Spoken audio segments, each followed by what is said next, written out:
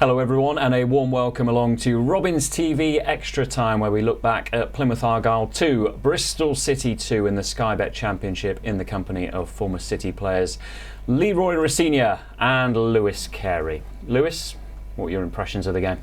I really enjoyed lots of the game.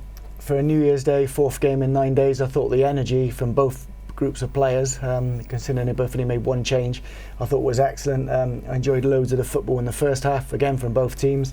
Second half was really bitty. There are many reasons why. City trying to see the game out.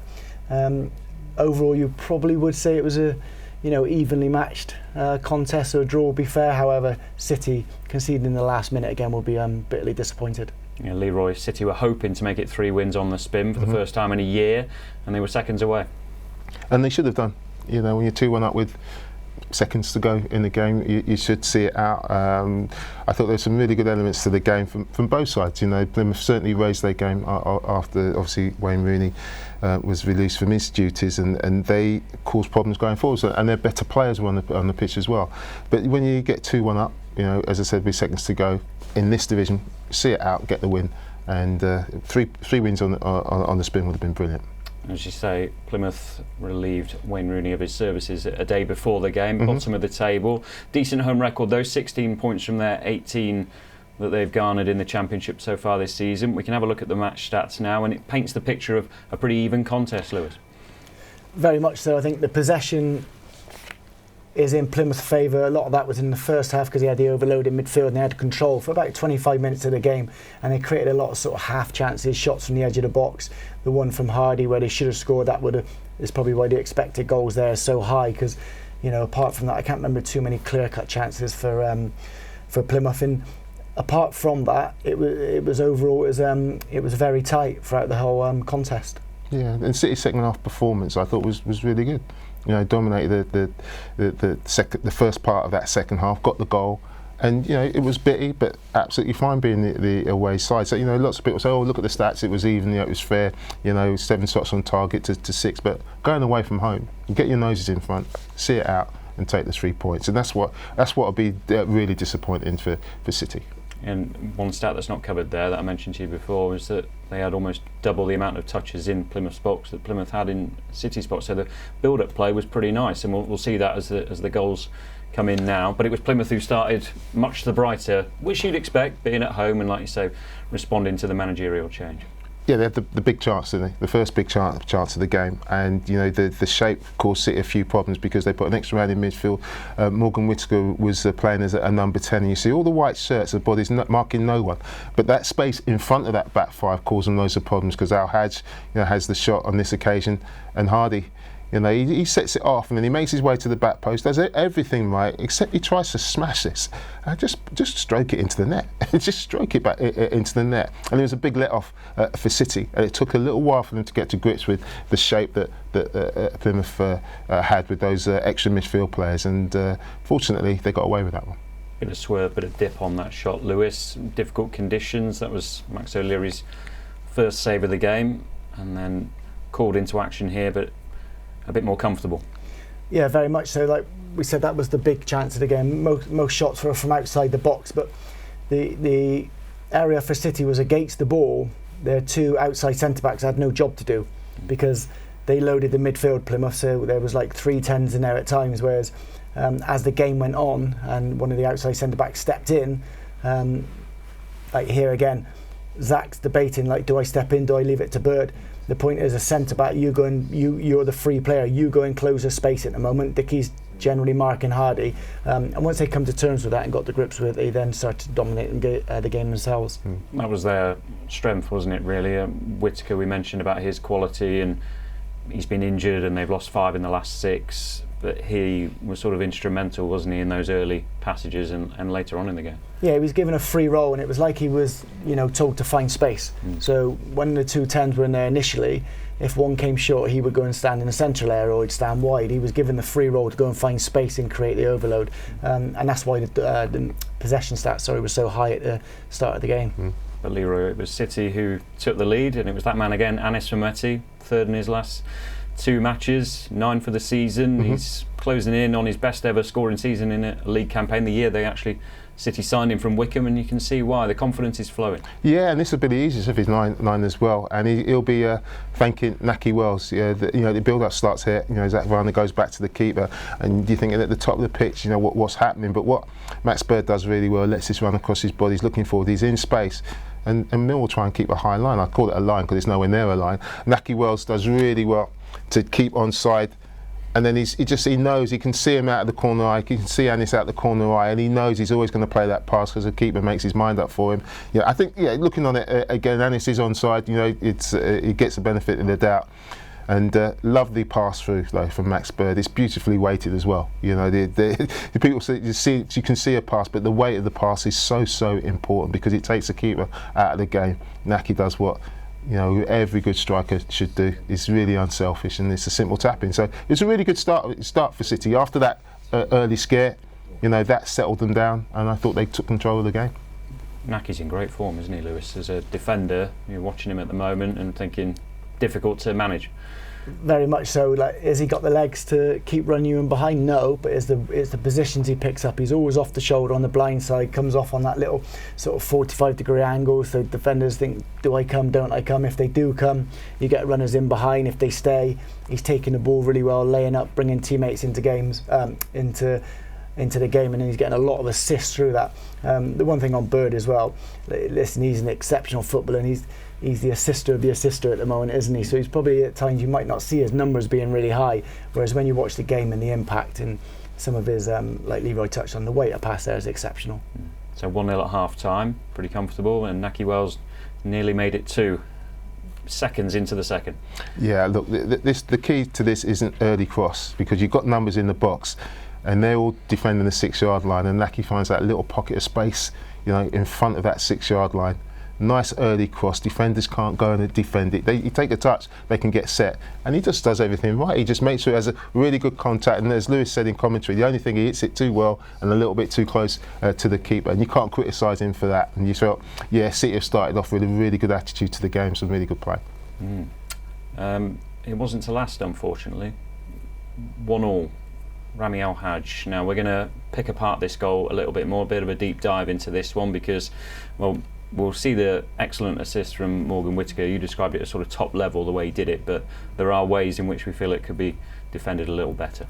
Yeah, I'm sure Leroy will touch on how it could be defended better. Like, from a defender point of view, I appreciate how, well, Leroy, I don't know if you want to run through this. When you're teaching defenders, and Lewis knows this as well, when you're teaching defenders, you arrive, and the least they need to do is go back. You've got to make sure they go back, and Hayden is a couple of yards off, and allows Gayabi now to play forward, and then McNally is again a couple of yards off, and they've got to arrive and make sure they at least make them go back at least. If you're not going to go nick, if you're not going to make a tackle, then make sure the pass go back. But Plymouth allowed to pass forward twice. Now that leaves Morgan Whittaker in a one-on-one situation with a retreating Max Bird, and he puts it in a fantastic place. But the back five becomes disjointed because of the initial press from Hayden Roberts being that little bit off. McNally's out. And then Lewis, you want to just talk about this? Yeah, so I'll go back to the attacking bit in a moment, but if you look, we got all 3 centre-backs outside the position of the first post. Now that's criminal. When you've got 2, it's bad enough, but if you've got 3, you can never have that, because what it means Tanner has to come in and become the ball away centre-back, leaving the attacker at the far post for an easy 2-on-1 finish. I say easy, listen, he's still got to control it, but the point is he's free. If Dickey stays and marks the space that we all used to call the John Terry space between the post and the 6-yard line, and then Zach would be picking and then Tanner would be picking, I think the goal's avoidable. However, like I said, the analysis from Leroy is excellent. If I come from an attacking point of view, I think the play from Whittaker to recognise that all defenders are running towards their own goal and out of position, to chip the ball over them into the second post to the 3 players, absolutely top level. Yeah, great finish and a great run actually from Al-Hajj as well, just not being picked up. Yeah, but Lewis is right. We criticised the Bristol City defender, but they still got plenty to do there. And it's look at that. It just invites Al-Hajj to go and hit it on the volley. Just leaves it in the space. It's not overhit. How many times do you see it being thrashed across the box and people saying, "No, why has the centre forward got an end of it?" Because it's been thrashed across the box. He just leaves it in an area where Al-Hajj doesn't have to worry about the ball. He just needs to worry about getting a good contact. A terrific assist from Morgan Whittaker. as we said, you can see why Lazio were in for him last season. You can see why he was, I think, in the Championship team of the season last year. He's kind of a cut above, isn't he? Yeah, and as I said, when he got the ball in the final third, you thought, something's going to happen, and there's no disrespect to the rest of the Plymouth players, but he's looking forward, and he's got this upright ability where he knows where the ball is, and he's just looking to make things happen. If he can get his shot off, he'll get his shot off, and with that left foot, he'll invariably hit the target, or he'll find a pass. Yeah, he's a good player, and he's not even fully fit. He's last game he played, I think, 50% injured. I don't think he's fully fit now, but he shows the quality that he's got. Lewis, Jason Knight will face his former side Derby at the weekend. He was instrumental in City regaining their lead and just setting the tempo. Another captain's performance from him. I thought it was outstanding again all day, like the volume of interceptions, and like we said at the start of the game, City centre-backs weren't really doing a job, whereas as the game wore on, they would step in. That meant Knight could become higher, so any square pass he then stepped in like this, read the situation really well, and he's a really good decision maker as well. He generally picks the right pass, or whether it's a cross or a shot or a well-timed run. But against the ball today, I thought he was outstanding. Again, any time a square pass like this, we play forward, he then follow. Even things like this, a lot of players play the ball too early, whereas he dribbles right on the man and plays the pass at the right time. But it's those sort of situations that, as the half wore on, after about 10, 15, 20 minutes, I thought he was outstanding at reading the situation and coming out with the ball and not just kicking the ball like a lot of players just kick the ball when they make a tackle. He was toe poking the ball away like this and allowing himself then to play or pass and play into others. But he was definitely the difference in the game. All action performance, Leroy, wasn't it? He was Wayne Rooney's captain, of course, at Derby as a youngster, and he really is finding his feet. It's no coincidence Max Birth both at Derby. They're the best, our best midfield now. Maguire has done well since he's gone in there, but them two get on really well. They've known each other for a very long time. We talked about Birth's passing forward. We talked about his interceptions, but we can also talk about their goals as well, because his goal was just absolutely outstanding. And it comes from the training ground. The ball goes past him, he lets the ball run past him, and he becomes the third man running, continues his run. It's really important that Naki sets it off. Twiney sticks it in his path, but then he's still got plenty. I've seen many of these not finish well. You see, he just runs past it.